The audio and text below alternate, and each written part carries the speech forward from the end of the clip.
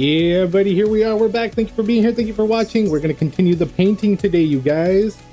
Painting the 40K. Let's turn that music just a little further down. Yeah, dude. Hope you guys are doing good. I hope you guys got your snacks and your drinks. I got my soda and some peanuts. And we're going to be painting some termagants, you guys. Termagants. All right, you guys, thank you for being here. Thank you for watching. We got a different angle today. That way, while I'm sitting here painting, you can see it a little bit better. And I got some, well, it's supposed to be like earplugs, wax earplugs. Because I don't have any putty. But this wax earplug stuff seems like it's going to work all right. As long as it doesn't mess up my guy, I'm all good. Hell yeah. Cool. So I had a question, you guys. You know how last week I just did one? And the week before that I did two? Should I... Bella Truth, hello, there you are. Here we are, we're doing it. Thank you for being here. Look at my other angle. When I'm painting, I'll be painting from right here. I used a rubber band and I got the GoPro camera mounted to the microphone stand. I don't know if you can see it. There it is. This is it right here. And just rubber band it to the pole. Doing all right. We'll see how it goes. I might drop it or something here, but we'll see. We'll see. Thank you for being here, you guys. This is a new desk. The new L desk. L desk. It's a desk. My L desk. It's comfortable. It's nice. It's pretty good. It's lit up. All right. So I was thinking, should I paint a bunch of them first? Maybe paint. I don't know, dude. It takes like 2 hours for me to do one, and then I want to go back and fix up the little pieces of the other ones. But it seems like maybe it'll be better if I like base coat a bunch of them, or until I get tired and then call it a night or whatever. And then the next stream, I don't know, do all the backs, all the purple, whatever that is, whatever color that is, dark purple. And then, you know, the next stream do other stuff, or, you know, just continue it until I get tired and then we'll call it a day. I don't know. I'm feeling it out. Dip them in the paint. I don't want to do that. I might lose detail unless I water down the paint. That seems like a waste of paint, though. It'd be like that deep and that big. I don't even think I have that much paint.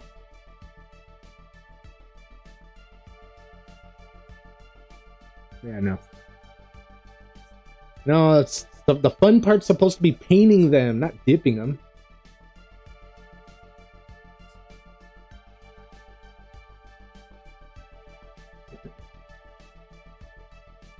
We got our wet palette that we made, homemade wet palette. Same paint from last week right there. So I'm gonna add a little bit more, since I'm gonna have to. We're watching our buddy Crowder, Louder with Crowder up there, keeping tabs on the election, making sure everything's going smoothly. All right, you guys, we're gonna start off with base painting. We're gonna base paint this guy.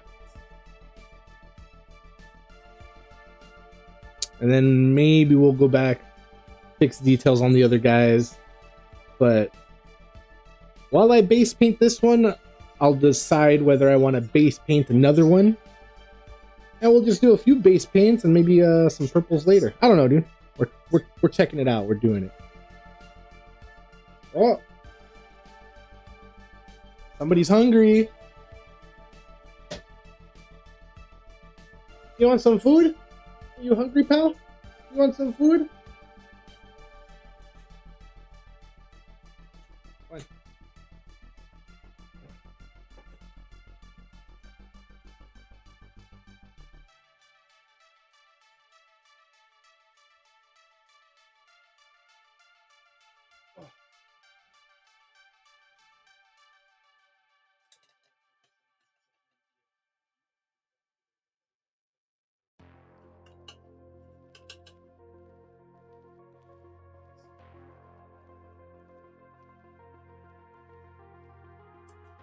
Come here. Food. Come here. Come on then. Food. Oh. Hey, get down. I'm stepping on my stuff.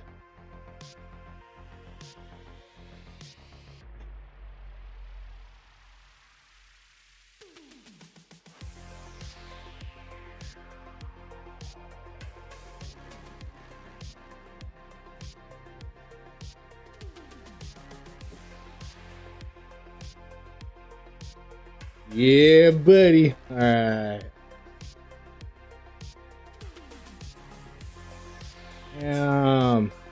I don't know what the cat did, but like he hit the desktop button or something, and everything went to my desktop.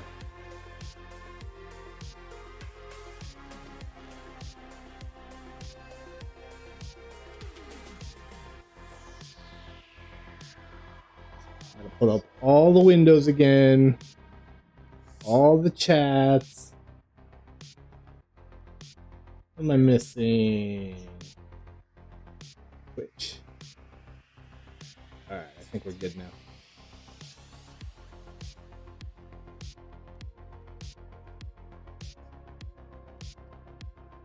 Yeah.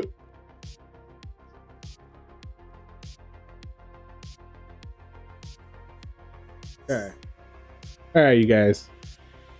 So we also got some Wes Hammer that we can watch, and put that on. Some Wes Hammer. There it is. Push this way.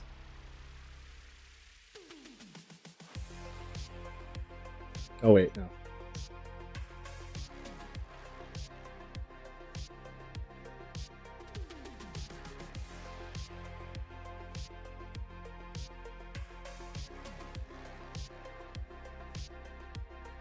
Alright, how's that look, you guys? Oh.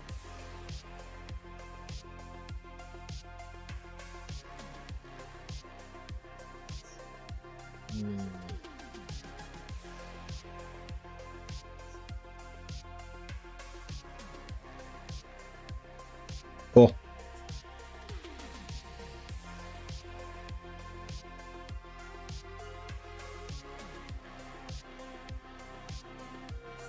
Got a good view? Is the view all right from right here? All right, we'll do what we can. And get a little paint. Oh yeah, I'm gonna throw on Buddy over here. Kill the music. Put on some sound.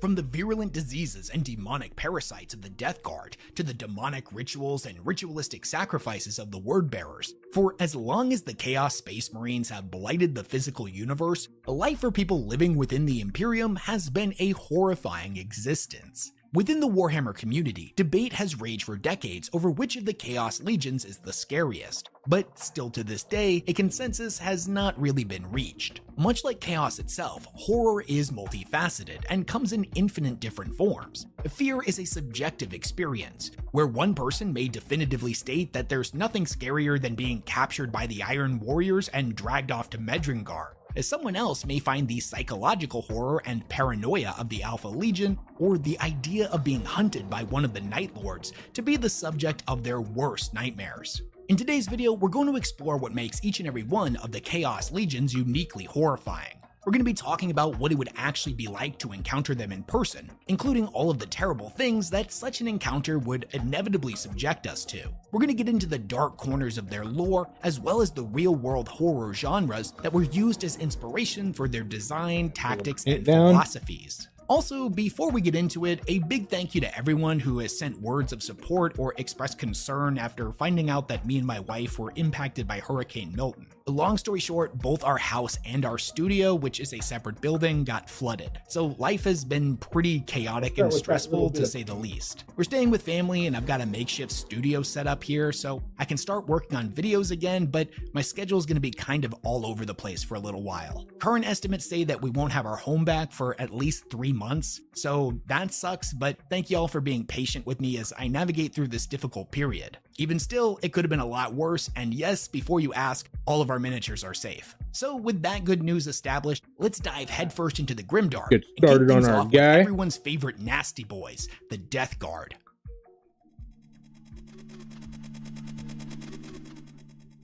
With many of the legions that we're going to talk about in this video, their horror elements are a lot more subtle and require an explanation of their lore in order to get creeped out by them.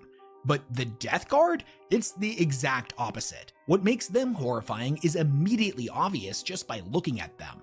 They are hands down the most physically corrupted and mutated of all of the heretic Astartes, their bodies have been swollen and decayed under the weight of the Grandfather's bountiful gifts. I'm probably preaching to the choir with this one, but if you're not normally a big horror movie fan, you might not be familiar with all of its subgenres, one of the most popular being that of body horror, meaning horror that derives its fear from the mutation, corruption, and violation of the human form.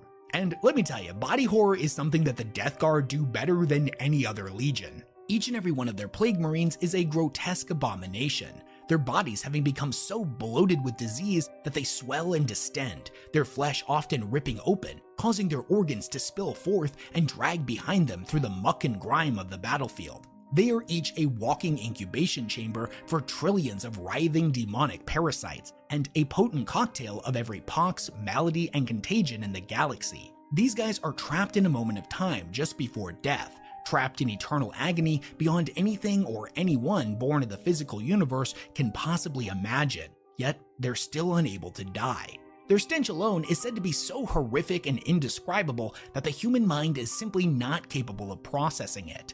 To smell the raw essence of death that they exhume is not just to experience revulsion on a level not thought possible, but it is to risk both physical effects such as temporary or even permanent paralysis, or mental ones such as an all-consuming sense of panic that breaks their victims' morale and fractures their sanity. They are a living plague that spreads Nurgle's corrupting influence with every step, gradually transforming entire worlds into necrotic wastelands. In addition to body horror, they represent the psychological horror of transformation into something monstrous against one's will. If you're unfamiliar with their lore, just like all Chaos Space Marine legions, they used to be loyal to the Emperor and mankind. But after siding with Horus during his rebellion, and after the treachery of Typhon, the Chaos God of Plagues, Nurgle, mutated them into the disgusting Plague Marines we know today, condemning the Legion to an eternal existence of rotting servitude.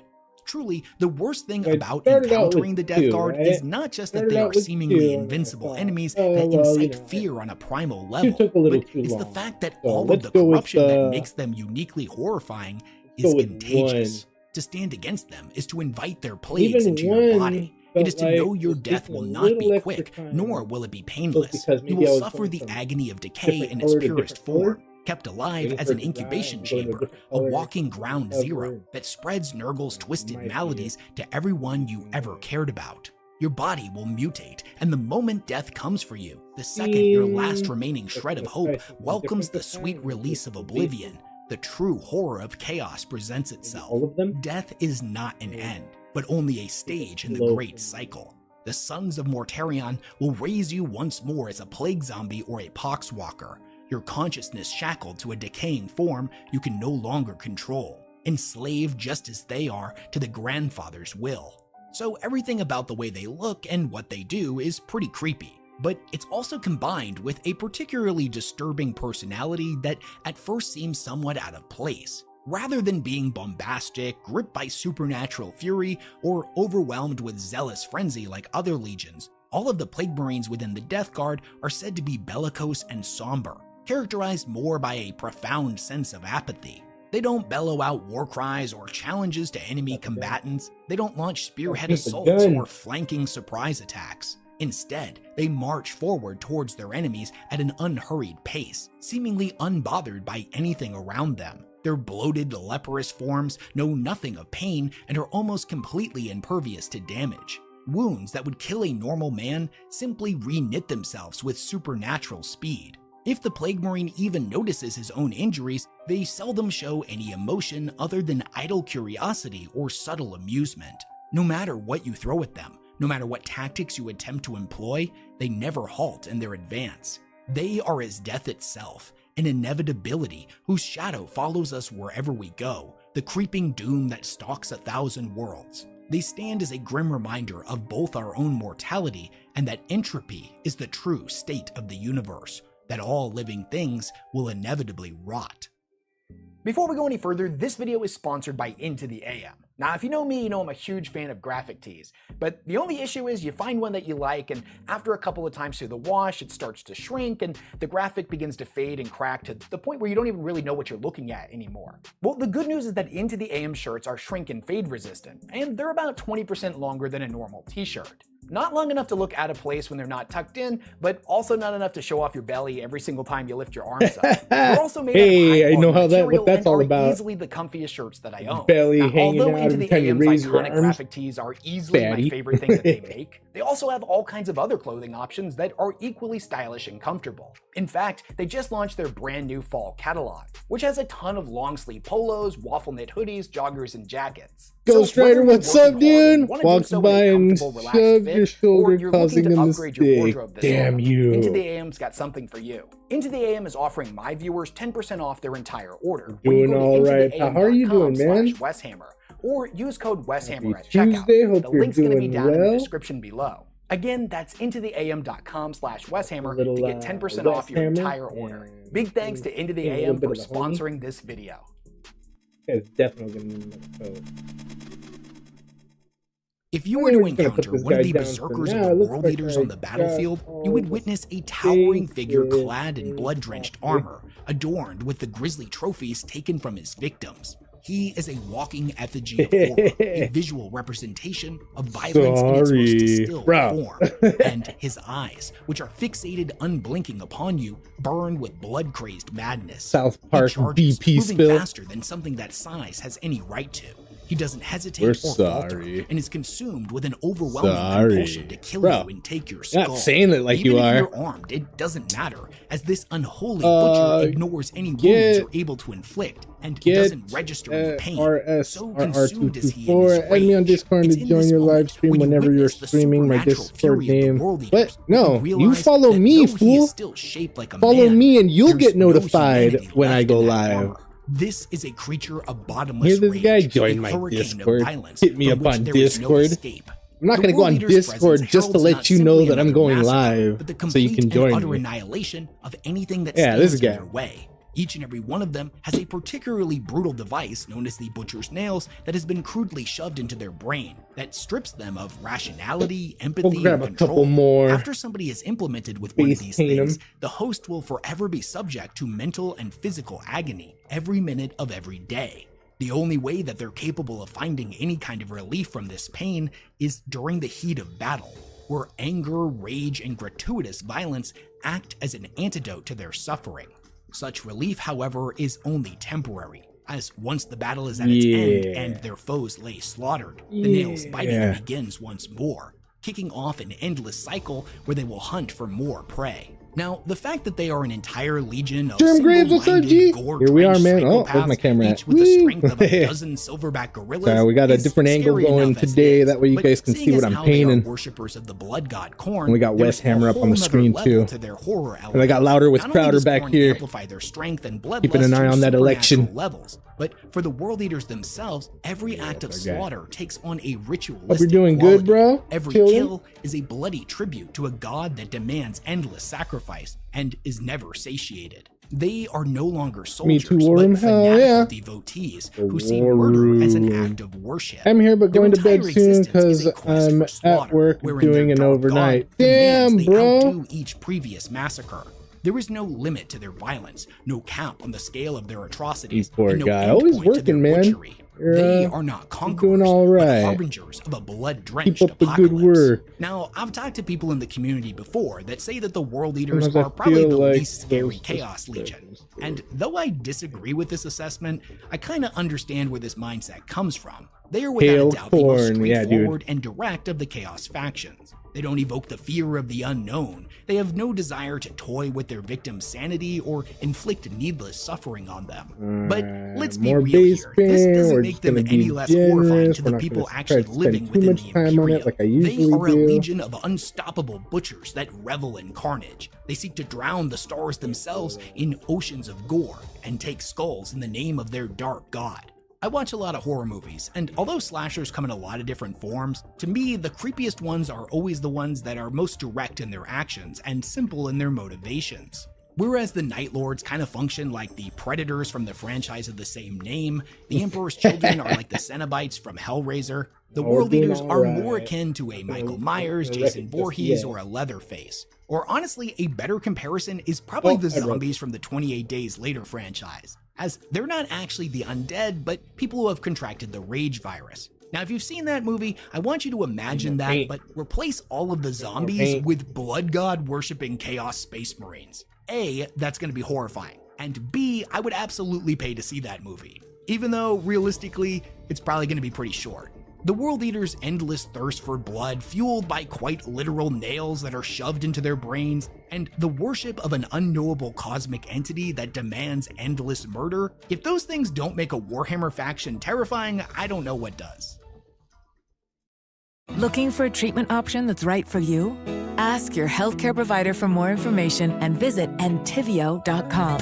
With Entivio, you may be able to pay as little as $5 per dose. All right, here we go. Oh, commercials. At least mute the commercials. Damn. All right.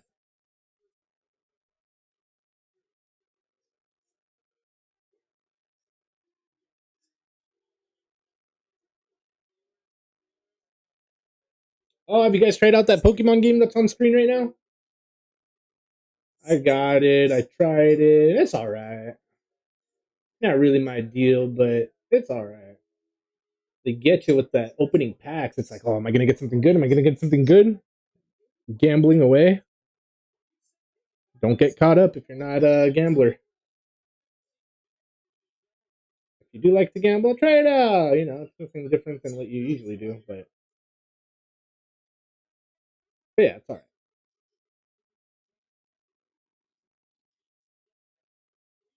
I ain't gonna pay money for it like I used to pay for stupid Pokemon Go.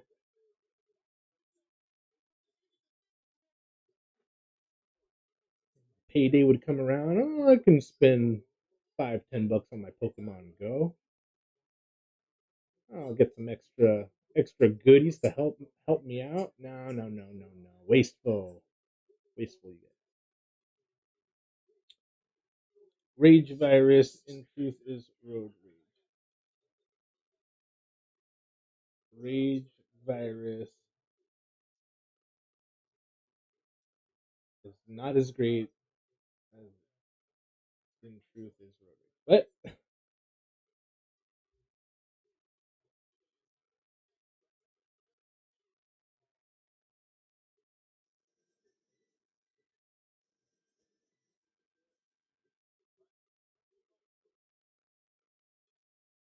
Wow.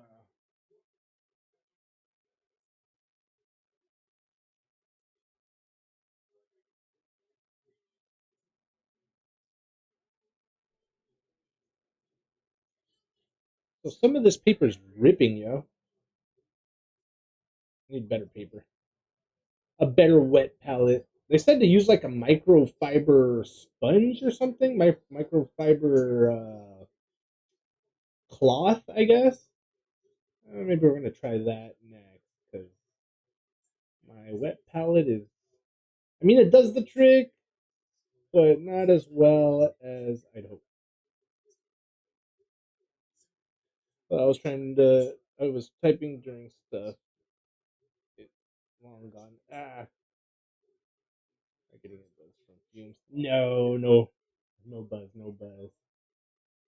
Wait, hold on. Yeah, no buzz, no buzz.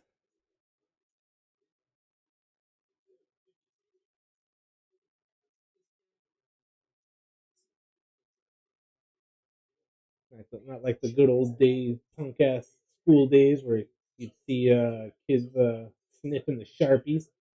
Bro, what are you doing? You know you're doing exactly the opposite of what you should be doing at school. Instead of learning and building them brain cells, you're killing them off. Stop that.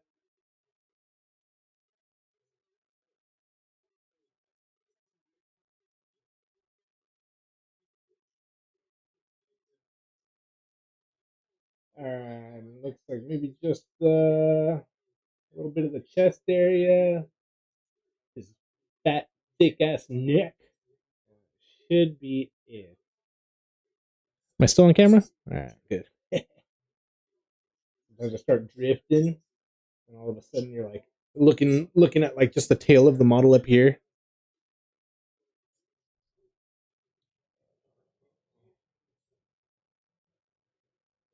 Alright.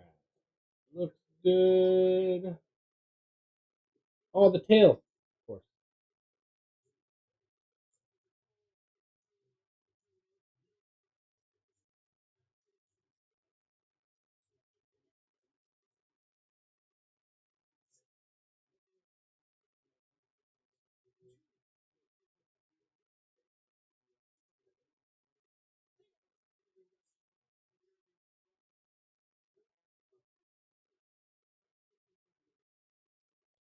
Have a good one, MSB. Catch you later. Later, bro. Be cool. I'll be here. I'll catch you a little bit later, man. Thank you for stopping through. Thank you for hanging out.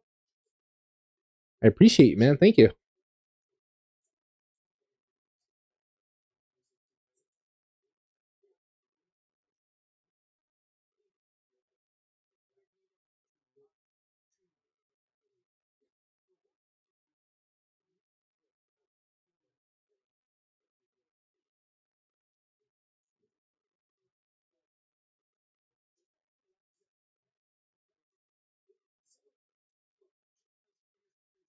All right.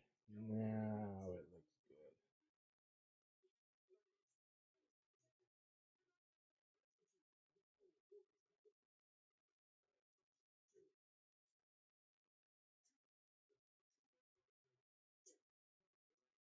Cool.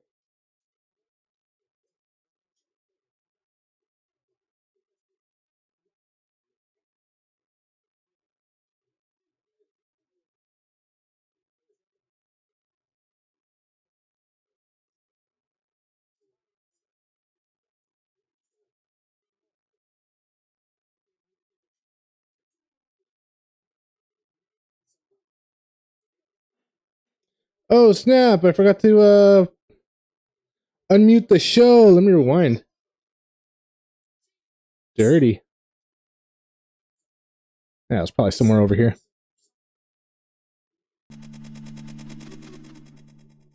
If you were to encounter one of the berserkers of the World Eaters on the battlefield, you would witness a towering figure clad in blood-drenched armor, adorned with the grisly trophies taken from his victims. He is a walking effigy of horror, a visual representation of violence in its most distilled form.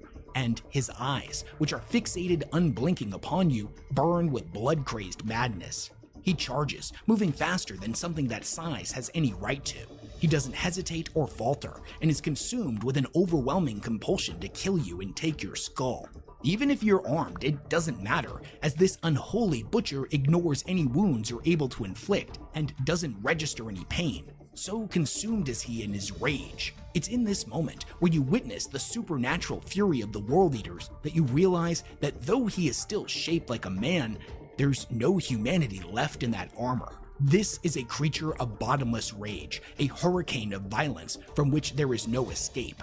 The World Eater's presence heralds not simply another massacre, but the complete and utter annihilation of anything that stands in their way. Each and every one of them has a particularly brutal device known as the Butcher's Nails that has been crudely shoved into their brain that strips them of rationality, empathy, and control. After somebody is implemented with one of these things, the host will forever be subject to mental and physical agony every minute of every day. The only way that they're capable of finding any kind of relief from this pain is during the heat of battle, where anger, rage, and gratuitous violence act as an antidote to their suffering. Such relief, however, is only temporary, as once the battle is at its end and their foes lay slaughtered, the nails biting begins once more, kicking off an endless cycle where they will hunt for more prey. Now, the fact that they are an entire legion of single-minded, gore-drenched psychopaths, each with the strength of a dozen silverback gorillas, is scary enough as it is. But seeing as how they are worshippers of the blood god Khorne, there's a whole nother level to their horror elements. Not only does Khorne amplify their strength and bloodlust to supernatural levels, but for the World Eaters themselves, every act of slaughter takes on a ritualistic quality. Every kill is a bloody tribute to a god that demands endless sacrifice and is never satiated. They are no longer soldiers, but fanatical devotees who see murder as an act of worship. Their entire existence is a quest for slaughter, wherein their dark god demands they outdo each previous massacre. There is no limit to their violence, no cap on the scale of their atrocities, and no endpoint to their butchery. They are not conquerors, but harbingers of a blood-drenched apocalypse. Now, I've talked to people in the community before that say that the World Eaters are probably the least scary Chaos Legion. And though I disagree with this assessment, I kinda understand where this mindset comes from. They are without a doubt the most straightforward and direct of the Chaos factions. They don't evoke the fear of the unknown. They have no desire to toy with their victims' sanity or inflict needless suffering on them. But let's be real here, this doesn't make them any less horrifying to the people actually living within the Imperium. They are a legion of unstoppable butchers that revel in carnage. They seek to drown the stars themselves in oceans of gore and take skulls in the name of their dark god. I watch a lot of horror movies, and although slashers come in a lot of different forms, to me the creepiest ones are always the ones that are most direct in their actions and simple in their motivations. Whereas the Night Lords kind of function like the Predators from the franchise of the same name, the Emperor's Children are like the Cenobites from Hellraiser, the World Eaters are more akin to a Michael Myers, Jason Voorhees, or a Leatherface. Or honestly, a better comparison is probably the zombies from the 28 Days Later franchise, as they're not actually the undead, but people who have contracted the Rage virus. Now, if you've seen that movie, I want you to imagine that, but replace all of the zombies with blood god worshipping Chaos Space Marines. A, that's going to be horrifying, and B, I would absolutely pay to see that movie, even though realistically, it's probably going to be pretty short. The World Eaters' endless thirst for blood, fueled by quite literal nails that are shoved into their brains, and the worship of an unknowable cosmic entity that demands endless murder, if those things don't make a Warhammer faction terrifying, I don't know what does.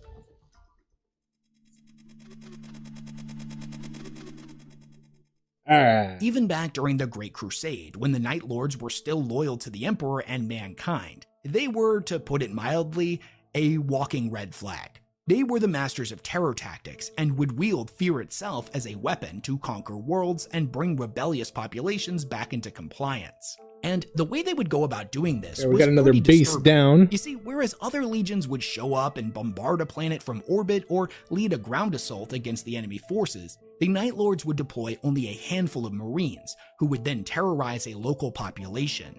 They would kidnap and torture figures of authority, mutilating them and stringing them up for the entire world to see, often broadcasting their victims' suffering via Vox across every channel, including those in surrounding systems. The message was clear. This was only a small Cheers, taste you guys. of what Thank they you for were being willing here. to Thank do. you for watching. The Appreciate actions you of guys. a few individuals. And if their prey didn't good submit to them stuff. and the entire legion was deployed, this was the fate of every living thing on the planet's surface. And honestly, this worked out pretty well. Yeah, let me the grab threat that pen. alone was enough to bring dozens of planets into compliance. There it is. Now, however, in the 41st and 42nd millennia, their allegiance has switched. Now, the Night Lords have been set loose on an unsuspecting galaxy, ready to inflict pain and suffering on those they view as beneath them on a scale never before seen. Now, here's the thing. If you're a civilian living within the 41st millennium and you happen to be at the forefront of a Chaos Space Marine attack, it really doesn't matter which Legion it ends up being, you're in for a pretty bad time. However, you might take solace in the fact that many of them will see you as an unarmed civilian as being not worthy of their attention.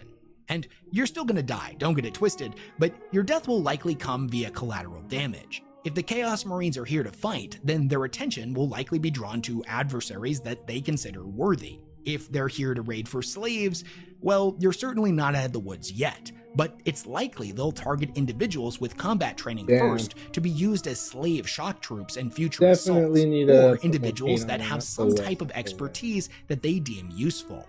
If it's the Night Lords you have the misfortune of being invaded by, all that goes right out the window. Or it's you specifically that they've come for, and they will find you, they will catch you, and when they do, they will mutilate you in mind and body and subject you to tortures unimaginable for no other reason than that they enjoy hurting things that are weaker than them.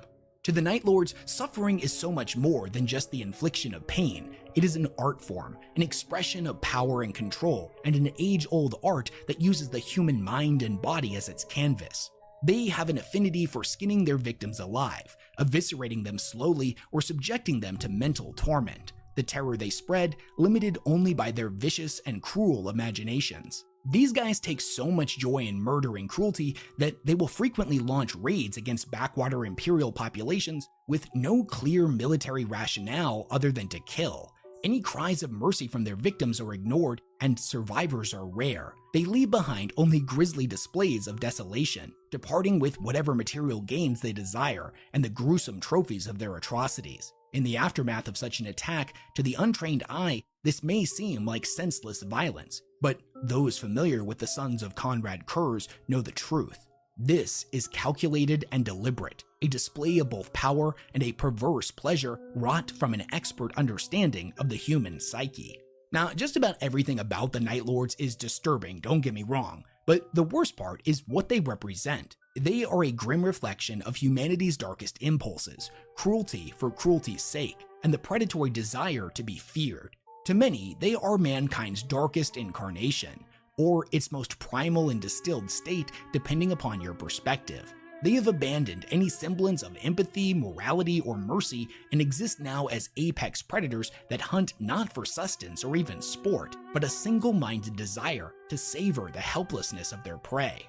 The Night Lords don't seek power, knowledge, or salvation like other legions. They seek only to destroy hope, spread terror, and break civilization apart at its seams. The Warhammer universe is full of monsters, but they all have reasons that one could in good faith argue kinda justifies their actions.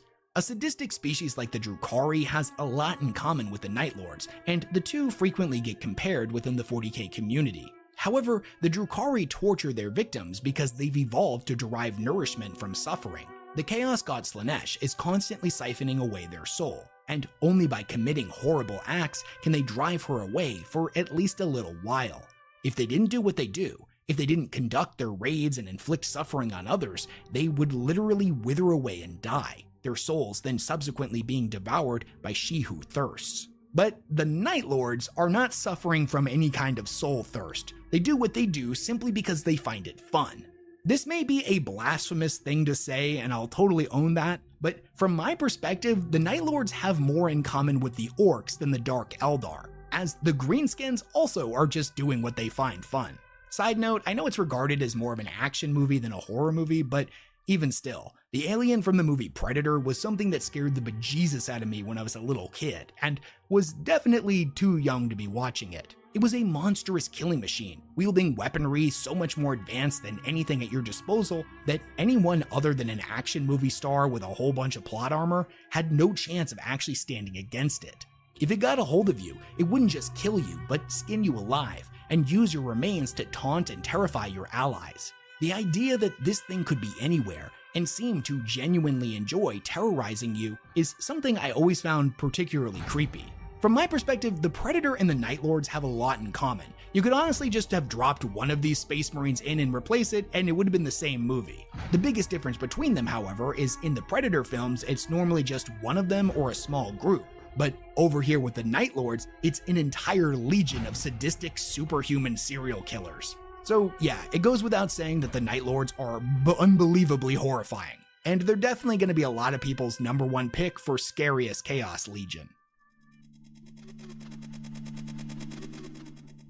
Oh boy. Okay, where do I even begin with the horrors of the Emperor's Children? Potentially the most sadistic, depraved, and downright upsetting Chaos Legion in 40k. There's honestly a lot to unpack with these guys, especially when we're talking about their horror elements. They are sadomasochistic, hedonistic sensation addicts who worship the god of excess, Slaanesh.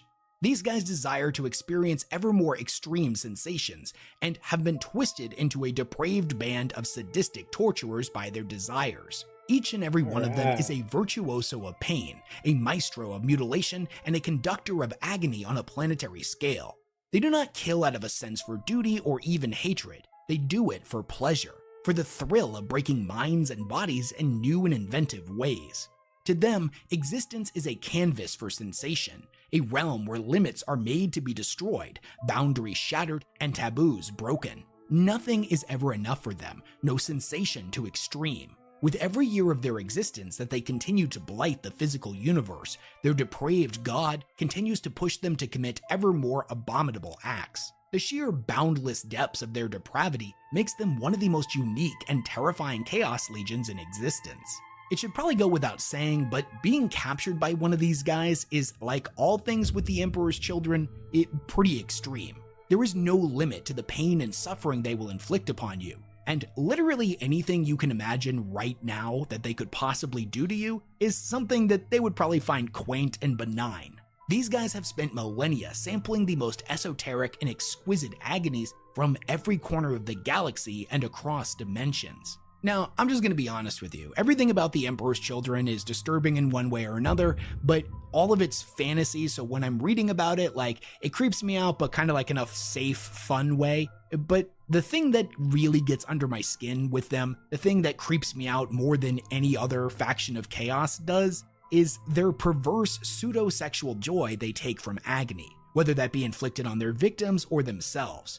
But I don't know, man, a horror movie slasher that is also figuratively and somewhat literally horny for murder is a billion times more upsetting to me. Now, in an admittedly vain attempt to not get this video demonetized, I'm not going to fill this segment with specific examples of terrible things that they've done to people in the books. Check out my Noise Marine deep dive if you want some examples of that nature. But just to give you some insight into how their minds work, I want to share with you an example that starts off kind of benign and then ends up in pretty disturbing territory real quick. In the novel Lord of Excess, we're introduced to a member of the Emperor's Children known as Xantine. Now, he started experimenting with a new type of sensation that's foreign to all Space Marines, the sensual touch of somebody that loves you. The book literally opens with him seemingly copulating with a demon.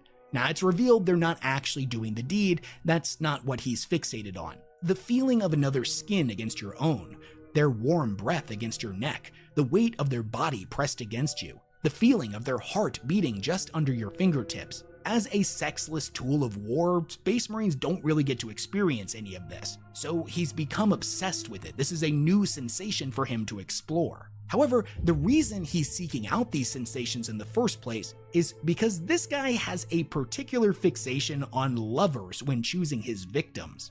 He said that it's the way that they would look at each other right before they died, the way they would throw themselves in front of him, sacrificing their lives to buy another time to escape. The suffering of lovers was a sensation more delectable to Xantine than any other. You see what I mean? The spectrum of sensation here goes from kinda sweet to disturbing really quick.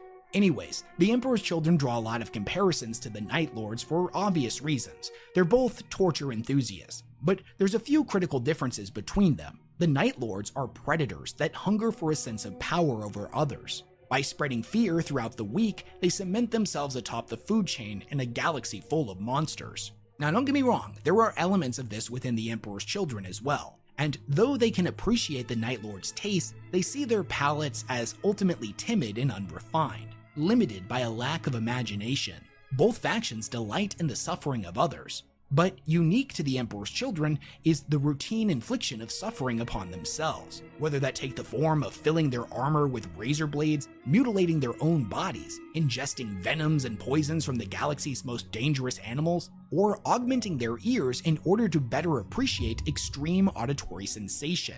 Sounds that by themselves are so loud they can shatter minds and liquefy flesh. No matter what form these sensations take, they savor each agony with a perverse delight. For the Night Lords, terror and fear are everything, and the Emperor's Children appreciate this, and they understand that fear can come in a million different forms with a million different types of sensations. It's multifaceted and complex, but even still, it's only a single fiber in the tapestry of emotion and human experience. And in a galaxy full of unsampled pains and pleasures, the sadistic appetites of the Emperor's Children are never truly satiated. Before we move on to the next legion, there is one more horror element about the Emperor's Children that I think is important to talk about. You see, for as deranged and sadistic as they are, their path into damnation is a mirror of many people's own experiences. And I'm not even talking about actually battling addiction or anything like that, because I'm certainly not equipped to talk about something that heavy. But whereas the path of corruption for other legions is something that many of us can look at and confidently say that we would never fall victim to, with the Emperor's Children, it's not that simple. The simple pursuit of trying to get better at something, enjoying the taste of a well-prepared meal, taking pride in your accomplishments, feeling joy when you see someone you care about smile, these are all sensations, and the ability to perceive sensation is a critical aspect of what it means to be human. The fact that this has been perverted into a gateway to excess and madness is kinda terrifying to me. Right now, and even back when they were loyal, the Emperor's Children were obsessed with being perfect. And though this is something that we can meme on, the core desire of wanting to improve at something that you care about is something that each and every one of us can relate to. You see, they're not only horrifying because of what they'll do to you physically, but mentally, they horrify us because they are us. They are a dark reflection of our most basic instincts and our most primal desires, taken to their most extremes. They represent a warning of what lurks just beyond the boundaries of our ambitions, a bottomless well of madness and obsession. Native. Clean body wash with scents you love. Tylenol Precise with maximum strength lidocaine provides long-lasting, targeted relief for up to 8 hours.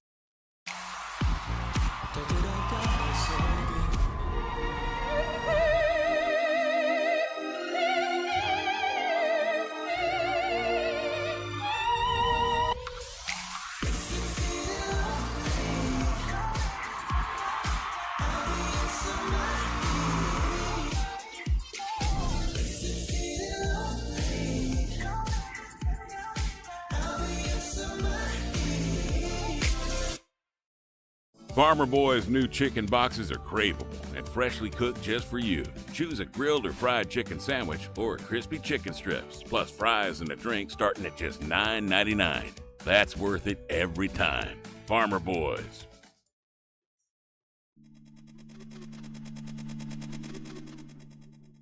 Out of all of the Chaos Legions, to me, the Thousand Sons are the most Lovecraftian, and exemplify many of the terrifying elements commonly associated with cosmic horror. Much like how in H.P. Lovecraft's stories, the characters are almost always scholars, researchers, scientists, or some other form of truth seeker, so too are the Thousand Sons warrior academics who sought to learn the truth of reality. Like many Lovecraftian characters, the Thousand Sons would end up digging too deep, uncovering the forbidden secrets of the universe that were horrible, indescribable, and best left forgotten, such as the knowledge that dwelling just beneath the surface of reality were ancient godlike entities that viewed mankind as nothing more than playthings. I find it fitting that out of the 4 Chaos Gods, the one that they worship, Tzeentch, the Changer of Ways, perhaps has the most in common with Lovecraft's Great Old Ones and draws the most inspiration from his mythos. He is an unknowable being that lurks in the dark corners of space and time,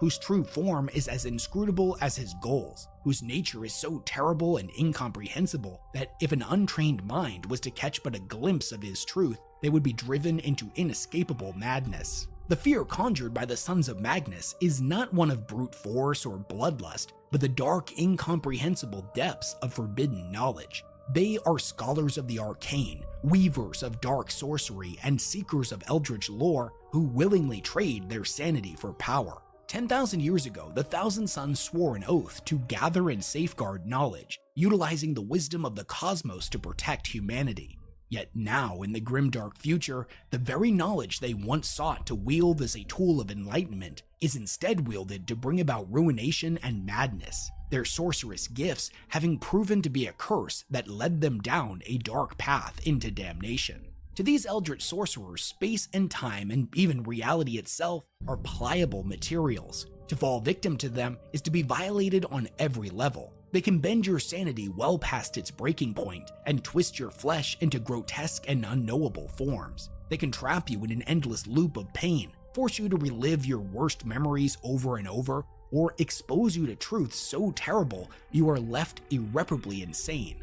Now, the nature of change and the influence of Tzeentch know no limitations, so it's possible they will submit you to any one of these or another infinite possible horrifying scenarios. To confront them is to confront not only the monstrous power of sorcery, but to unknowingly step into a trap set eons before, woven across dimensions through layers of manipulation and deceit. It is to face your own insignificance within an uncaring universe. It is to understand that every action you have ever taken, thought you have ever had, and every choice you have ever made was predicted, manipulated, and used against you by entities older than time itself that defy mortal comprehension. As wielders of the terrible truth of reality, the Thousand Sons do not simply kill their victims. They break spirits, corrupt souls, and twist sanity so thoroughly that they leave the victim shattered in ways that transcend physical harm.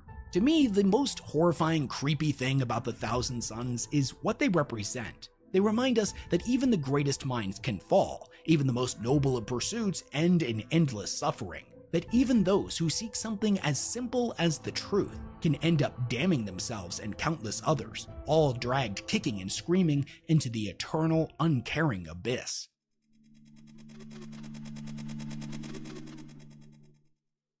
Like horror itself, chaos comes in a billion different forms, each scary in their own unique way. Now, some legions may be dedicated to one chaotic path more so than the others, but the Wordbearers stand apart from their kin as true devotees of Chaos Undivided. Because of this, all of the horrifying elements of each legion are readily on display here. Now, what makes them uniquely terrifying, though, is their fanatical devotion to the Chaos Gods. Their horror is one of corruption and possession, of religious fanaticism, and a twisting malign influence that warps and enslaves the soul. They are missionaries of damnation who spread the primordial truth, that the Chaos Pantheon are the true gods of this universe, and humanity's submission to them is inevitable. The same reverence that they once had for the God Emperor and the holy expansion of the kingdoms of humanity has now been twisted into the exact opposite extreme. Theirs is a profoundly disturbing faith that they adhere to so completely that they are rendered utterly remorseless, dangerously creative in their cruelty, and characterized by an affinity for ritualistic atrocity. Whereas other Chaos Space Marines may be motivated by personal glory, a desire for conquest, or selfish gains, the Wordbearers seek only truth through unholy acts of devotion committed in the name of the Chaos Gods. Such desires are perhaps even more terrifying, as their faith renders them impervious to reason, logic, and fear. There is no bargaining with the Wordbearers, no chance for mutual understanding, and no room for compassion or doubt. They embody the horror of zealotry in its most extreme, monsters who believe that every act of cruelty brings them closer to their dark masters. The Wordbearers have no moral compass in the way that we would understand it, nor do they know anything of restraint. To them, agony and fear are gifts to be given freely, and every profane atrocity they commit is justified. Whether it be mental, physical, or spiritual in nature, the more suffering they inflict on you, the more the veil between realities thins, and the warp's grip on our universe strengthens. Having to face these guys in all-out war, or worse, being captured by them alive is one thing. But often they or their cultist followers will infiltrate a world undetected, violating it from within. What makes them so insidious is that their corruption can spread from them like a sentient virus. Their dark apostles preached the gospel of chaos to the populations of conquered worlds, and through their profane sermons does the influence of chaos worm its way inside of you.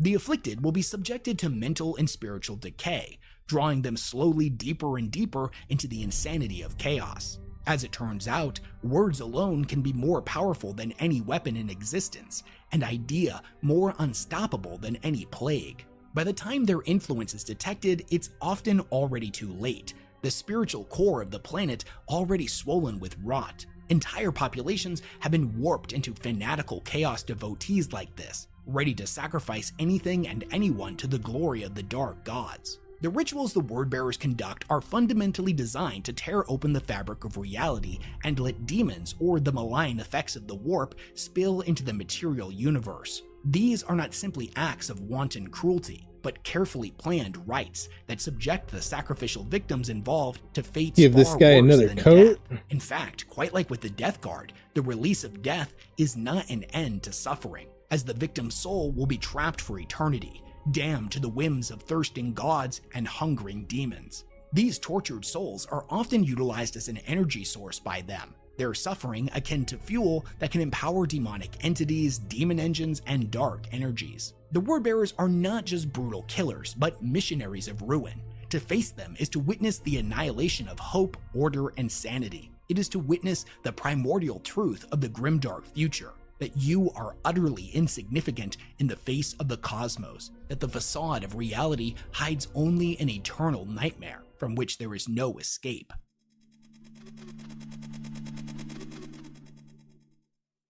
Much like everything involving the Alpha Legion, their horror elements are not immediately visible on the surface. They're not crazed psychopaths like the World Eaters, nor are they living corpses like the Death Guard. Hell, honestly, if we start comparing them to their cousin legions, they seem, somewhat normal. It's actually one of the reasons why a lot of people end up gravitating to the Alpha Legion as their favorite Chaos faction, especially if they're normally more into the Imperium. More so than the other Chaos factions, they embody what it means to truly be Space Marine renegades, rather than slaves to darkness. But don't let those first impressions and familiar aesthetics fool you though, as the Alpha Legion is just as terrifying as any other Chaos Legion. In fact, I would go as far as saying they're a masterclass in psychological horror. The Alpha Legion intertwines its preferred skill sets of subterfuge, infiltration, and misdirection into a deeply unsettling presence that deceives and manipulates its victims. They almost never announce their presence in some grand declaration of war, instead choosing to lurk in the shadows for months, years, or even decades at a time, slowly chipping away at their victims' sanity, unraveling their mental safety nets of trust, loyalty, truth, and even their perception of reality. Both the Legion Space Marines and their mortal followers are trained in the arts of disguise and impersonation. As Astartes are larger than normal humans, their Space Marines will either choose to remain hidden or take on the identity of naturally larger individuals, such as gene-enhanced laborers. Their cultists, on the other hand, will embed themselves throughout their enemy's society in every conceivable walk of life, from menial workers to military generals. Some will murder key figures and assume their identities, whereas others will join different organizations as new recruits that are suspiciously well trained in the exact skill sets they need to quickly advance their careers and land themselves in positions of authority. Once fully ingrained in their prey's culture, they will begin to pick it apart from within by manipulating the perception of others, influencing key decisions in ways that benefit the Legion, and sabotaging vital systems, all while redirecting any blame or suspicion back on innocent individuals loyal to the targeted organization. By the time their prey realizes that they've been infiltrated, it's already too late. By this point, the Alpha Legion has rooted itself too deeply to be removed, like a rapidly mutating cancer.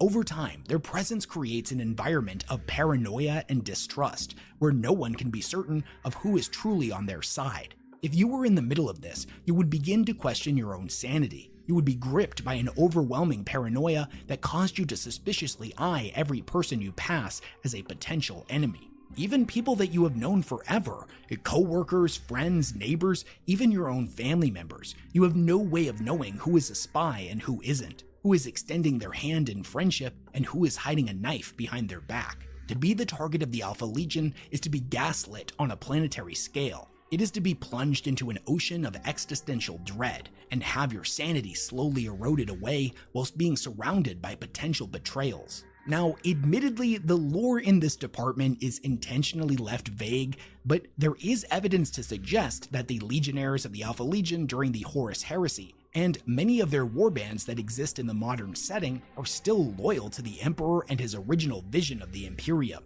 Whether this is ultimately true or it isn't doesn't really matter, as it allows them to operate under a veneer of complex morality and frequently justify their actions with the notion that they're working towards a greater good. To those privy to such information, this raises both profound and deeply disturbing questions about loyalty, identity, and the nature of good and evil. The Alpha Legion attacks your mind so thoroughly that even when they've taken everything from you, your identity, your sense of self, your morals, your ethics, your ability to trust, even your perception of what's real and what isn't, when you, a loyal servant of the Emperor, have nothing left but your sense of duty to keep you from going insane, they attack that as well. They do all of this from the shadows, 1,000 eyes watching you in the dark without you ever even knowing they're there. Now don't get me wrong, I love all of the Chaos factions for their unique brands of horror, but the Alpha Legion's methods of preying on the human psyche in order to foster an atmosphere of uncertainty and dread is a unique and chilling aspect of Chaos that I'd love to see explored more often. Their presence is a constant reminder that in the grimdark future, the most terrifying horrors often lie not in the realm of the physical, but in the shadow of the mind. Yeah, buddy, thank you for Seeing being as here. the Thank you for warp is watching. traditionally pitched to us as a realm of emotions, We're and getting the it, chaos we're doing gods it. and their demons are negative emotions taken The to their base paints are extremes. almost there. It should come as no surprise that these traits are characteristic of Let many that guy of the dry Chaos for a Legions. minute. But the Iron Warriors tend to break this mold, and are famously known for being mechanically cold and ruthlessly efficient. Everything, even emotional states, are a resource not to be squandered. They understand that even something like anger is finite and must be tampered and harnessed only in the heat of battle. Although they are perhaps the most heavily mechanically augmented Chaos Space Marine Legion, they are not machines, and though characterized by a lack of emotions, many Iron Warriors in the past have been shown to be viciously cruel and enjoy causing their victims to suffer. This is all to say that the Iron Warriors are truly miserable bastards who show a complete indifference to both human life and their misery.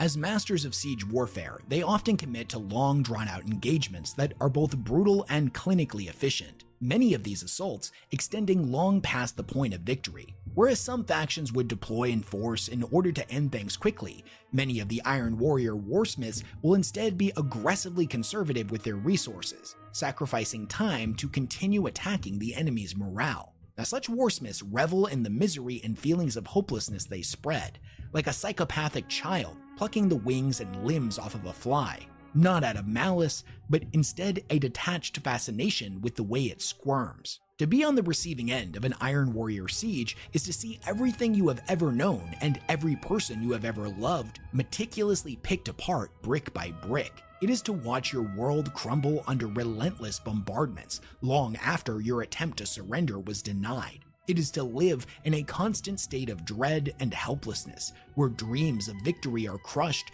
and even the strongest wills broken. Now, such an existence is bad enough as it is, but that's not the end of it. There is no end to the Iron Warrior's cruelty. It will eventually be revealed to you that your allies killed in the initial bombardments and those who died down in the trenches were the lucky ones. Now, as I said before, the Iron Warriors value efficiency over everything and apply this heartless logic to everything that they do.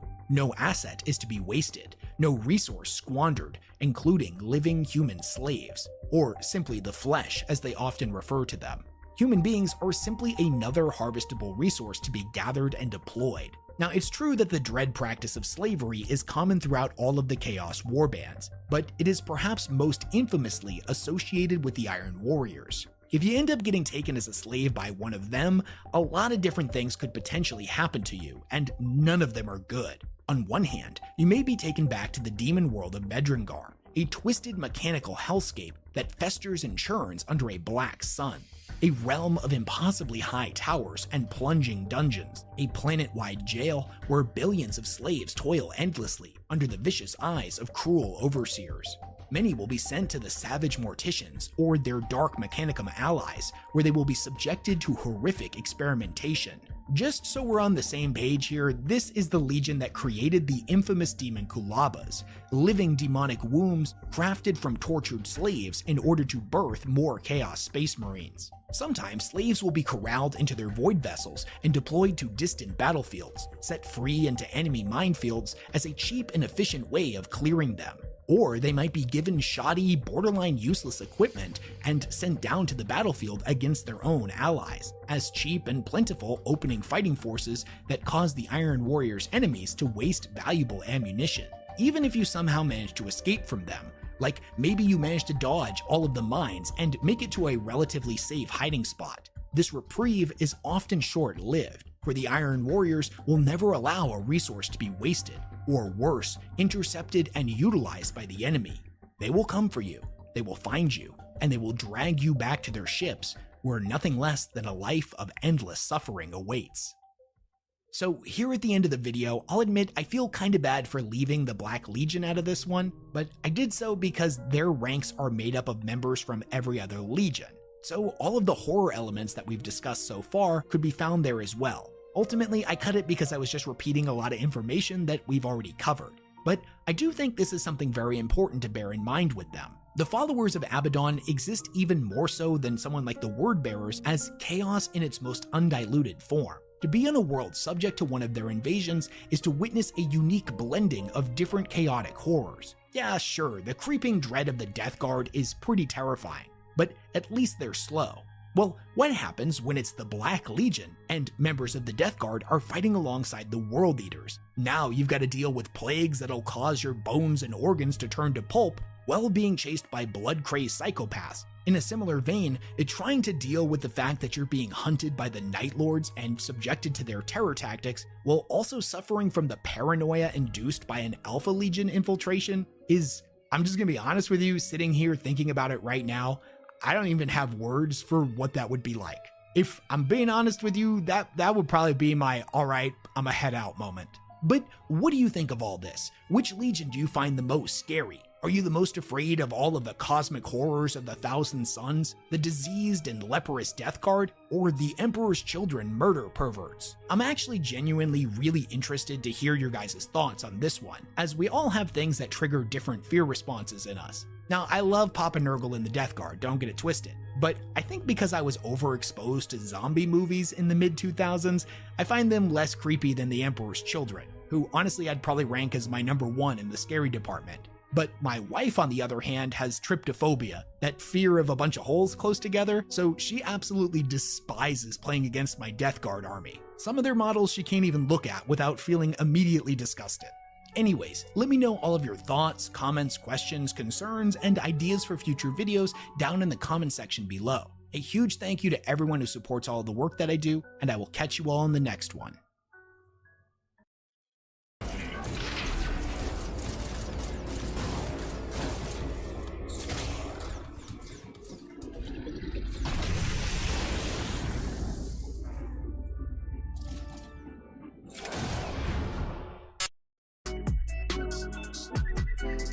Alright. Rogaine, keep your head in the game. Continue the base painting.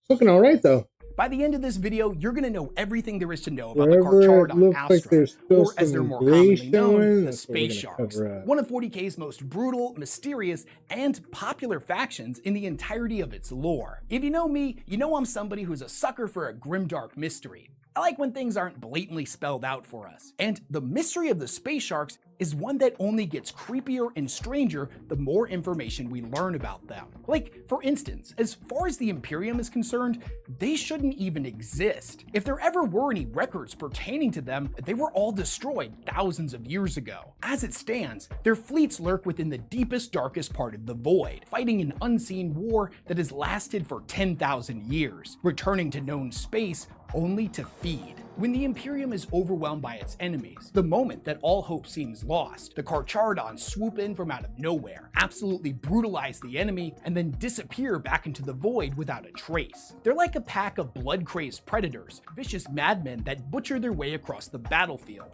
leaving behind nothing but mangled, eviscerated corpses and a field of gore. And the creepiest part about all of that is that they do it in complete silence, never uttering even so much as a tasteful war cry. And even though on the surface they may seem a bit creepy but ultimately heroic, they're also guilty of some pretty heinous crimes against humanity that technically earned them the label as renegades. And if the Inquisition was ever able to confirm their involvement, they would be labeled excommunicate traitores. But what exactly are the Carcharodon Astra, and what are they all about? What is their ultimate mission, and why do they choose to stay in exile rather than rejoin the Imperium? What makes them start to look like shark people? Is it a genetic thing or warp-born mutation? Are they loyalist Space Marines at all, or renegades, or followers of the Dark Gods? And who's that Tyberos the Red Wake guy that everyone's always talking about? Is he really a 15-foot-tall pseudo-Primarch, an unstoppable killing machine? Or have the memes and legends about this guy kind of been blown out of proportion? Well, in today's video, we're going to be getting into all that and a whole lot more, as there's a lot to cover with this chapter. But before we dive headfirst into the Grimdark, longtime watchers of this channel are definitely familiar with today's sponsor, Into the AM, as they make all of these dope graphic tees that you see in all of my videos. Now, I'm not gonna lie, I'm a huge fan of graphic tees in general. Some say it's a problem, I say it's a collection. But here's the thing, recently when I've gone to wear a graphic tee that wasn't made by Into the AM, I've been left feeling pretty disappointed. The quality just doesn't even come close. Into the AM shirts feel amazing, they're super soft, the fit is great, they've got these super unique designs, and they're I'd say about 20% longer than a normal t-shirt, which is fantastic for me and all the other big and tall homies. For me, it's more on the big side, less on the tall side. I'm 5'11", just 1 inch away from greatness.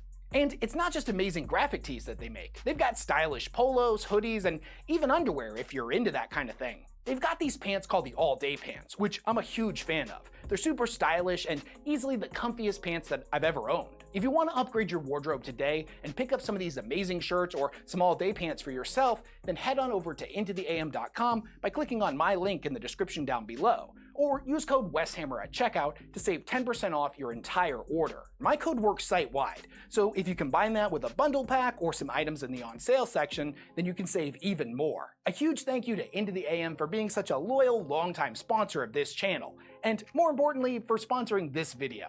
Now back to the Grimdark.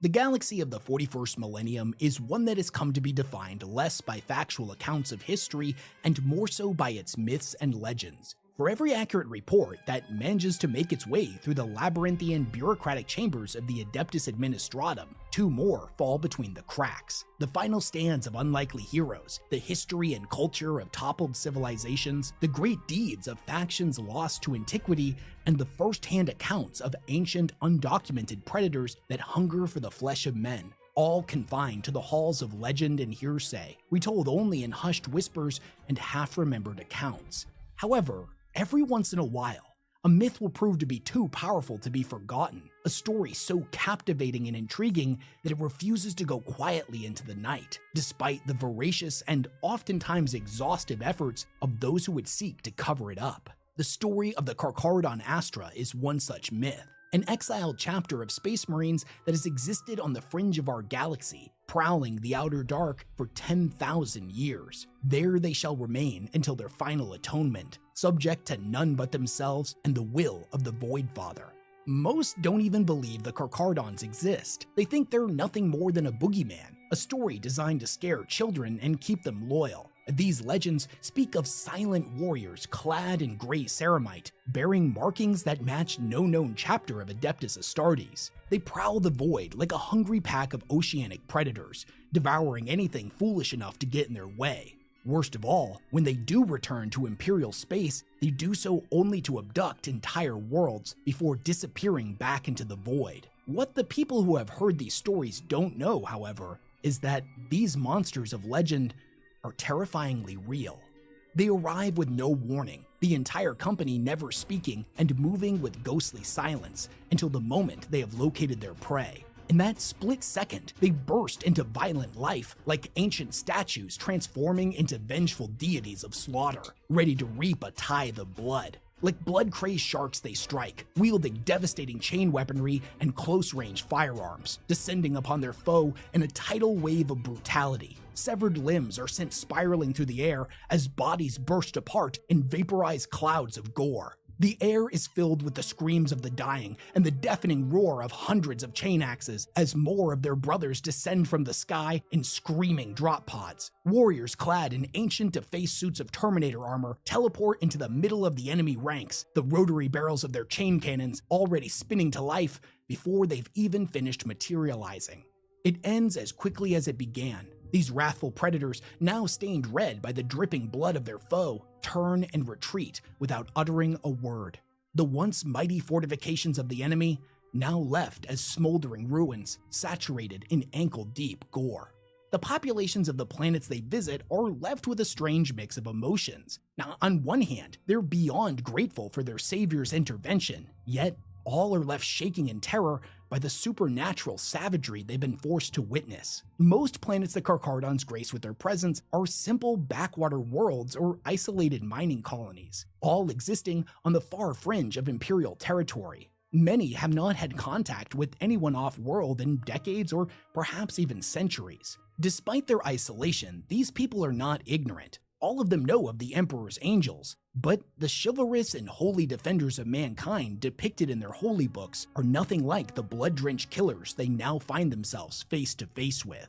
However, they will soon come to realize that their fear was well placed, and any shred of elation they may have felt is always short-lived. For the truth of the Carchardons' deployment is that the butchery of the Voidfather's enemies was merely coincidental, and the true reason for their arrival on this backwater world was for something altogether darker. As is their right, gifted to them by the Forgotten One in their edicts of exile, this planet has been marked to pay a tithe in flesh.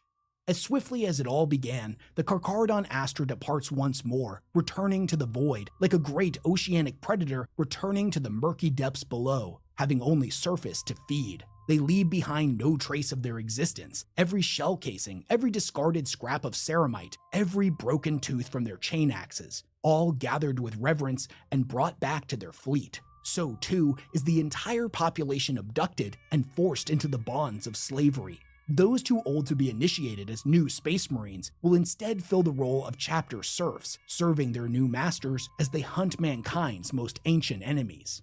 It may take years for the Imperium to send someone to investigate the planet, an event that normally occurs after the world's tithes stop coming in. The story is always the same. The world is always abandoned, its cities deserted, and its great factories silenced. Despite the exhaustive efforts of the Inquisition to catalog and explain these events, they are ultimately always recorded as simply another entry in an ever-expanding list of unexplained mass disappearances. The Carchardons' existence is one characterized by a constant lack of resources, grim necessity, and brutal violence. They alone know the importance of their mission, and to lift their veil of secrecy, to reveal themselves to the wider Imperium, would mean they would be subjected to its laws and regulations, ultimately only hampering their effectiveness. So instead, they choose to stay hidden, adrift in the dark places between stars, forever hunting the alien, the witch, and the heretic, wherever they choose to harbor. We are the protectors of humanity and its judges. When the shadows strike, we strike Damn, back. dude, once From this the outer guy darkness dries, we come, like, and into the depths we shall return. it really The black shows sea how beyond thin the stars paint was. calls to us. Looking for a treatment option that's right for you? Ask your healthcare provider for more information and visit Entyvio.com. With Entyvio, you may be able to pay as little as $5 per dose. Entyvio.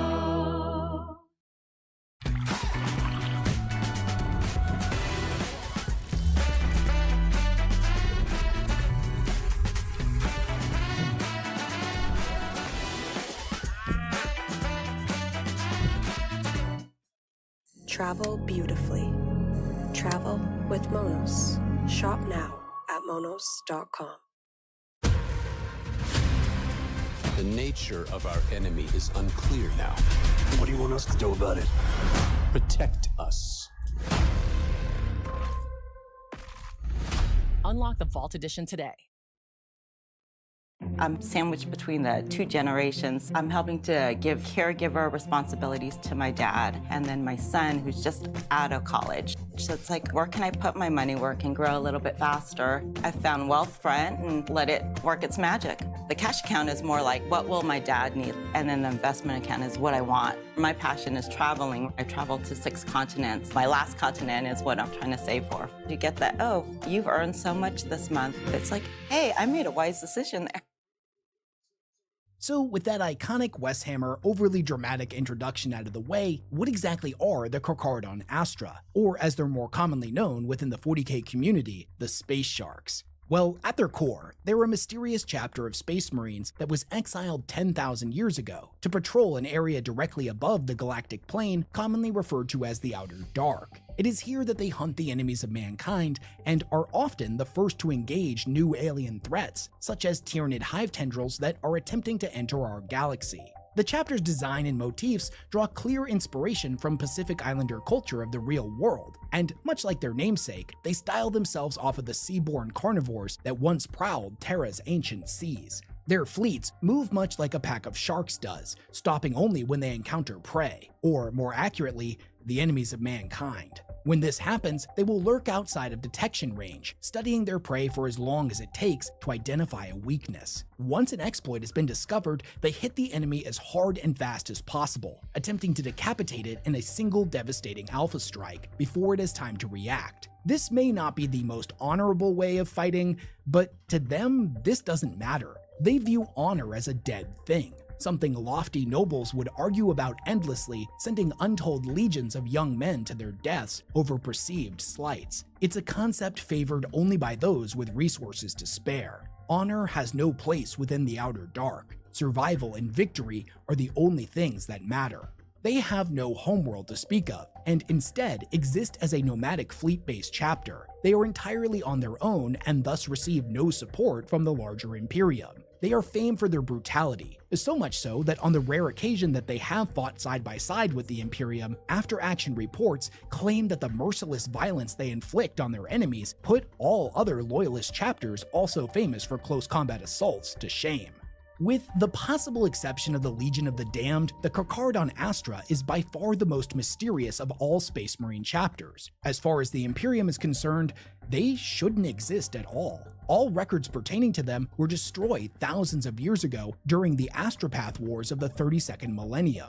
New documented encounters with them are so rare that most of the time the Imperium simply chalks them up to lesser-known chapters with a similar motif as simply being misidentified. Because factual accounts of the chapter are so rare and often conflicting, those who believe in their existence have hotly debated whether they are loyal or a pack of renegades. And that concept alone, I gotta admit it, is kind of awesome, and I'm starting to get why these dudes are so popular. It's a group of Space Marines that exists off the books, and nobody knows they exist, and they can do whatever they want. I love factions that fit into the waging a secret war that nobody knows about archetype. It's awesome and opens the door for a lot of really interesting stories that aren't necessarily restricted by the mountains of established lore. And on the surface, they seem like pretty nice guys. Maybe a little brutal, bloodthirsty, but nice guys nonetheless. They do what they do not for outdated concepts like honor or glory. Hell, they don't even require the gratitude of those they lay down their lives to protect. It's just a bunch of hard-as-nails shark boys, ready to go out and fuck up some aliens. However, on the other hand, one simply cannot wage war for multiple millennia without a constant supply of new resources. And with no allies to get them from, they have to do things that the Imperium not only would not approve of, but if found out, would immediately declare them excommunicate traitoris, namely the Red Tithes, where they enslave entire populations of Imperial civilians. But we'll get into all that in a lot more detail later in the video. These guys constantly skirt the line between good and evil, loyal servants of the Emperor and barbaric renegades. Regardless of your feelings on some of their more grimdark elements, you gotta admit that at the bare minimum, they are a fascinating chapter to read about. Now, just because the Imperium's records on these guys are shoddy at best, it doesn't mean that we as the audience don't know a lot about them, as there are 3 excellent novels that have been written from their perspective: The Red Tithe, The Outer Dark, and The Silent Hunters, as well as a handful of short stories. This video took a little bit longer to get out than I meant it to, but that's because I took a week to make sure I had read through every single thing they have ever been mentioned in. So I'm using all of the books you're seeing on screen now, as well as their entry in the Deathwatch RPG supplement Honor the Chapter, and their section within the Imperial Armory Volume 10, The Badab War, as the primary sources for this video. Also, before we go any further, I should point out real quick that yes, I am aware there is a different chapter called the Space Sharks, and a lot of people like to claim that there are two different entities, but I'm pretty confident that's not true. The Space Sharks haven't been written about in 2 decades, and all of the Carcharodon's lore directly mirrors that of the original Space Sharks. The first time the Badab War was written about, for instance, it was the Space Sharks that were involved in it. Well, in all further retellings, it would be the Carcharodon Astra. It's pretty obvious to me that they're supposed to be one and the same. Also, one last little side tangent, but it was actually pretty interesting comparing the Carcharodons as they're depicted in the novels versus the game supplements, as the former was written from the Space Sharks' perspective, while the latter is written from the Imperium's. The game books make it sound like we know practically nothing about them. They throw out a lot of conflicting information. The Deathwatch RPG book actually says they were created in the 23rd founding, which happened in the later half of the 37th millennium, which goes entirely against everything that we know about their history of 10,000 years of exile that's spoken about at length in the novels. This is why I've mentioned in the past that using both the novels and game supplements in tandem is the best way to get a complete picture of a faction rather than relying on one source over the other. Okay, tangent over. Now, I would forgive you for thinking that the perplexing nature of the Carcharodons would lessen as the Imperium had more documented encounters with them, but that couldn't be further from the truth. If anything, the mystery surrounding this chapter has only grown in recent centuries with each bloody deed and unexpected strike they perform. At this point, the very name Carcharodon Astra is seen as being synonymous with the cold, dark depths of the void and the hungry predators that lurk within. So let's take a closer look at the long and bloody trail they have carved across the galaxy, and talk a little bit more about how these guys fight, and what makes them different from other chapters. In combat, the Carcharodons have been described as acting entirely without mercy. Now, in fairness, this is something that you could say of a lot of different Space Marine chapters, but it holds true for them more than any others. And not just for their enemies. Time and time again, they have displayed an utter disregard for civilian casualties, whether inflicted by the enemy or themselves in the pursuit of their target. When the fighting is done and they're left to deal with the surviving members of a rebellion, they are said to be finish up the bases and leave the purple for in the short story, The Judges and Their Hunger by David Annandale, we see an Maybe imperial tomorrow. world whose main output is luxury I find goods for the myself rich wanting and to famous. paint Naturally, more this often makes during it a the prime week. target to be attacked by the I just flawless don't want to be host, painting a too Slaaneshi long, I Chaos guess. Space Marine Well, warband. maybe we'll The wrap story it up opens here with one of these soon, traitor marines and who we'll is paint referred to as again the Judge, executing sooner members than of the next. ruling nobility one by one, asking them if they have value before he crushes their skulls. The last guy in line is thinking quickly and desperately trying to come up with a way to save not only himself, but perhaps convince the traitors to show mercy to his people. He approaches his would-be executioner and bows to him. He's about to make some kind of deal, but before he can get the words out, there's a sudden explosion from behind him. The door of the building they're in shatters into a billion pieces, and the Chaos Space Marine who had been guarding the door on the outside gets hurled across the room. His body a mangled, bloody mess, his head hanging limply, almost completely severed. Through the fire and flames comes charging a single Space Marine of the Carcharodons. The whole thing happens so fast that the guy literally assumes that this Space Marine just ran full sprint into the building, and the collision is what caused the explosion. He doesn't even flinch, he just runs full tilt towards the heretic and executes him on the spot. The civilian from before dusts himself off and goes to thank him for saving him, but the Space Shark cuts him off and glares down at him, saying, "You were bowing." The guy chokes on his response, fear welling up in his throat. "You were abasing yourself before the traitor," he says. The story ends with him staring up into the cold, unflinching eye lenses of this world's true judge and executioner. And I should point out that it's not even just individuals that may be suspected of casual heresy by the chapter. Oh no, sometimes it's just civilians that happen to be in the wrong place at the wrong time that end up getting slaughtered. In the novel Red Tithe by Robbie McNiven, while fighting within a prison complex against the Night Lords, the Battle Brothers of the Carcharodon Third Company, led by Reaper Prime Baal Shar, frequently end up surrounded by inmates who have been loosed from their holding cells. The Carcharodons don't even flinch. They carve a bloody path through the prison, slaughtering anything that gets in their way. Whether the inmates had armed themselves and foolishly thought to challenge the encroaching Space Marines, or were simply lost in a state of panic and got caught between the Space Sharks and the Night Lords, it didn't matter. All were mercilessly culled as they rounded on their hated enemies. Despite their brutal, uncaring nature, observations by Imperial servants that fought beside them during the Badab War stated that the chapter was observed to roughly conform to tactical and squad doctrines of the Codex Astartes, which is surprising considering that they've been completely isolated for 10,000 years, and it's not like there's anyone out there to hold them accountable for choosing not to use it. If any deviation was observed, it was normally just in terms of aesthetics, iconography, and systems of rank, choosing instead to adopt a system of highly totemic markings that held meaning only to them. The Carcharodons utilized librarians and chaplains much like other chapters, and although support units such as tech marines and apothecaries were incredibly rare amongst their ranks, it was believed that the majority of them would end up staying behind with their fleet, rather than taking to the battlefield themselves. Now, such behavior is not exactly uncommon for fleet-based chapters, and with the Carcharodons specifically, who operate in exile with incredibly limited resources, it was most likely that they saw such valuable battle brothers as being too important to risk unnecessarily. When they were first observed actually fighting during the Badab War, they were said to be like a raging pack of barbarians that eerily fought in complete silence. They were desperate to get into close combat as quickly as possible, favoring shock assault-style tactical deployments. Yet, upon closer inspection, at least in the words of Tarnish Vale, a member of the Firehawks who fought beside them and submitted after-action reports, they also seemed highly disciplined and well-organized, their hierarchy and methods of organization being veiled in secrecy so thick that they were utterly impenetrable to outsiders. Their companies were similar in form and function to a Codex battle company, but were usually supplemented by a sizable auxiliary force of scouts, spearheaded by a dedicated detachment of Terminator veterans who served as bodyguards for the company's commanding captains. Now, although the Carcharodons are no strangers to fighting with armored vehicles or deploying ancient dreadnoughts into combat, and most of the time they rely on a large corps of Space Marine infantry to carry the day. They don't like fighting on the defensive and, as often as possible, choose to be the aggressors, initiating combat operations on their terms.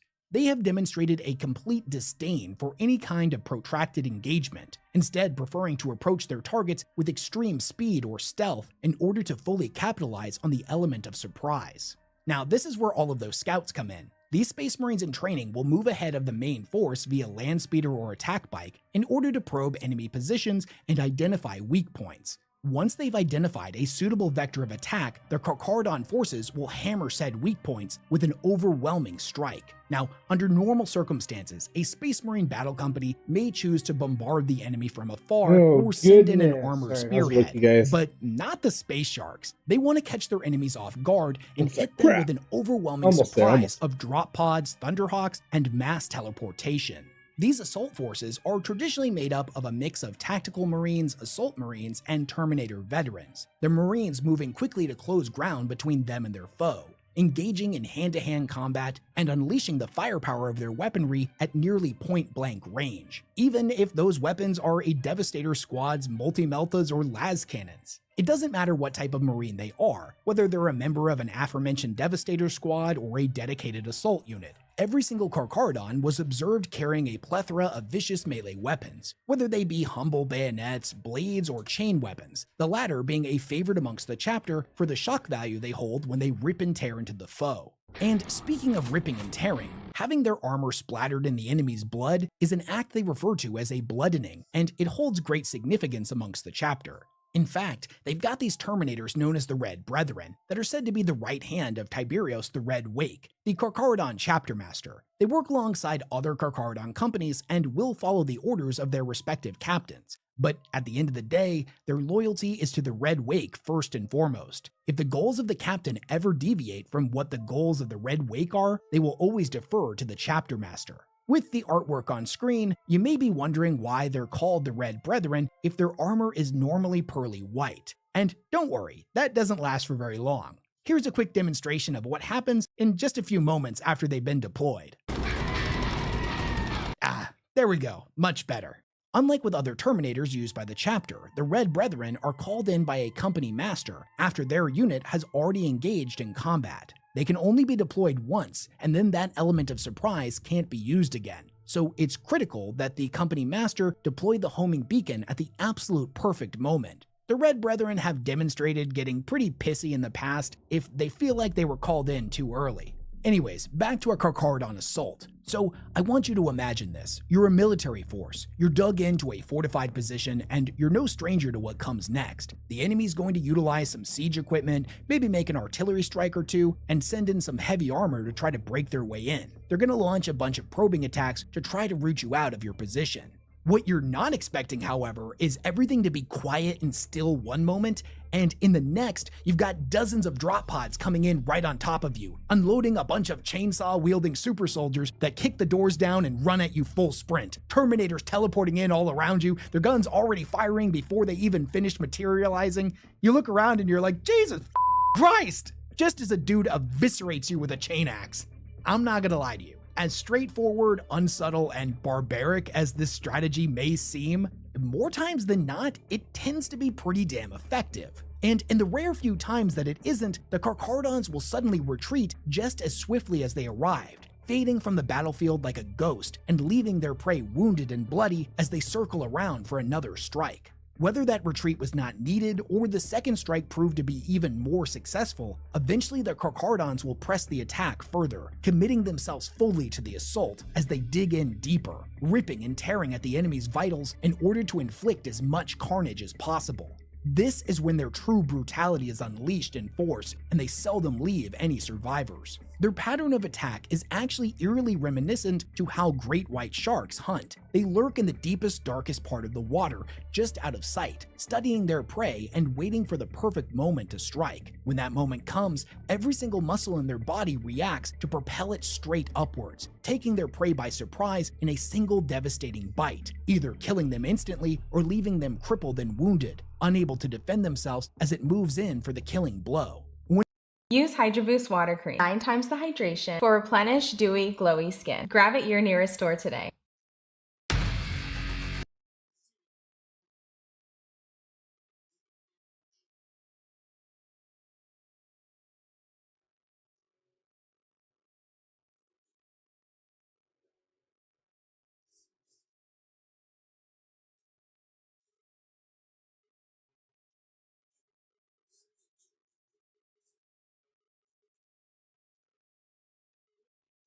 Armor and war gear that the Space Sharks utilize in battle, I'm gonna be honest with you, it's kind of all over the place. In a documented account from the Badab War, the Phobos R/017 pattern bolt gun and Mark V Heresy pattern power armor were the most common combination observed. Yet everything else spanned the entire breadth of the Imperium's history. As I mentioned before, they use more scouts and Terminators than most. The heavy use of scouts is crucial to their method of warfare, but also allows them to preserve resources. Scouts are given very little in terms of valuable equipment, other than a gray carapace plate and black multi-weave fatigues. None of them even have names. They're only given a number designate, such as Aleph 77 or Aleph 116. Oftentimes, a scout will be bloodied dozens of times and will be in service for over a decade before they trade in their carapace plates for the coveted power armor of the battle company. In fact, when you look at a Carcharodon scout force that has a lot of veteran scouts like this, it's indicative that they haven't taken a red tithe in a long time and are in desperate need of fresh blood. But we'll get into their tithing later in the video.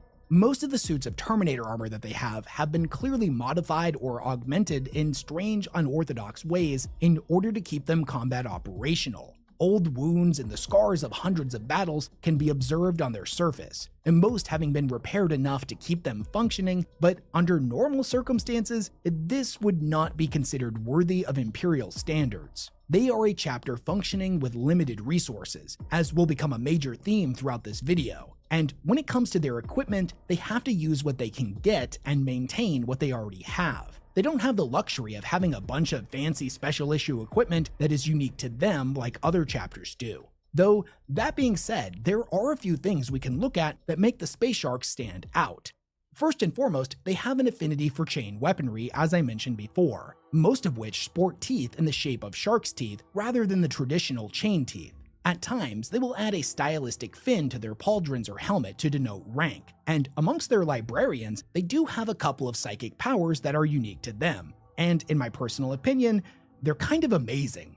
The first is called From the Depths, and it's where the librarian will conjure an array of mental imagery designed to paralyze their foes with fear. The victim will be overcome by a choking mental darkness, their mind flooded with images of lurking seaborne predators. It will be like they are suddenly transported from the battlefield and plunged deep beneath the waves of an ancient primordial sea. They will thrash helplessly against the darkness in their mind while their physical body is left completely defenseless against the assault of the librarian's brothers. The second, and by far the cooler of the two powers, is known as the Rending Maw, and it's exactly what it sounds like. The librarian will conjure an avatar of an oceanic predator in the form of a giant razor-toothed mouth, formed from the earth itself that explodes upwards from beneath their prey. The massive jaws snapping shut, skewering all caught in its embrace in a shower of viscera and gore, before the entire thing is then slammed back down in an avalanche of crushing rock. It's shocking, brutal, and ultimately a really effective psychic power. Now, remember when I described earlier what it would look like to be assaulted out of nowhere by a bunch of space sharks and how terrifying that would be? Now let's mix in some space wizards that summon giant shark mouths up from the ground as well, and you can get an idea why these guys are so rightfully feared. Speaking of feared, as you probably noticed throughout this video, a lot of the artwork depicting them without their helmets on shows that they have a uniquely terrifying appearance. Now, regardless of their age, all Carcharodons have grayish pale skin, but as they get older, their eyes begin to darken. The oldest Battle Brothers have completely liquid black eyes without iris or sclera. Eventually, they start to develop dark denticle scabbing around their eyes, jaws, and neck, giving their skin a rough, scaly, shark-like appearance. It's not uncommon for members of this chapter to have teeth like a shark that have been sharpened to wicked points, though the text indicates this is a cultural thing that they do to themselves rather than a genetic trait from their gene seed degradation. Some Carcharodons even have their original teeth replaced with sharpened metal ones. Each and every Carcharodon is their own unique individual with their own personality. But if we want to generalize the entire chapter, most of them have been described as being stiff, brooding, and bellicose. Those who have fought beside them indicated that they demonstrated a seemingly supernatural dual nature. They would transition between periods of watchful stillness and sudden explosive action, a change that could happen in an instant and without warning. They are ever watchful for weakness and exemplify patience in its grimmest and most foreboding form.